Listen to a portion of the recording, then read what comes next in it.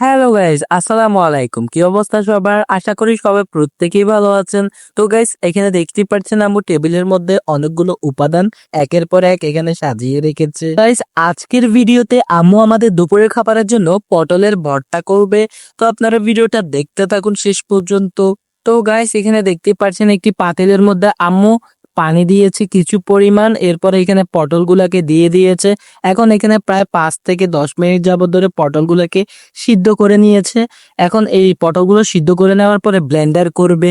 তো আপনারা ভিডিওটা দেখতে থাকুন। তো গাইস, এখানে আমরা এখন ব্লেন্ডার মেশিন অন করে দিয়ে ভালো করে এই পটলগুলোকে ব্লেন্ডার করে নিয়েছে। দেখতেই পাচ্ছেন, এখন আমরা একটি কড়াইয়ের মধ্যে কিছু পরিমাণ তেল দেওয়ার পরে এখানে আমরা পেঁয়াজ কুচি, কাঁচামরিচ কুচি, এরপরে তেজপাতা দিয়ে দিয়েছে। এরপরে এখানে নারকেল বাটা, আদা বাটা, রসুন বাটা, হলুদ গুঁড়া, মরিচ গুঁড়া, জিরার গুঁড়া, এরপরে এখানে আমরা লবণ এগুলো দিয়ে দিয়েছে। এরপরে এখানে দেখতে পাচ্ছেন আমরা দেশি চিংড়ি মাছগুলো দিয়ে দিয়েছে। এখন এই সমস্ত উপাদানগুলোকে ভালো করে আম্মু খুন্তি দিয়ে লাড়িয়ে চাড়িয়ে কষিয়ে নিচ্ছে। তো আপনারা ভিডিওটা দেখতে থাকুন। তো গাইস, এখানে দেখতে পাচ্ছেন এখানে সমস্ত উপাদান প্রায় ভালো করে আম্মু কষিয়েছে। এরপরে ব্লেন্ডার করা যে পটলগুলো ছিল এই পটলগুলো আম্মু এখানে দিয়ে দিয়েছে, দেখতে পাচ্ছেন।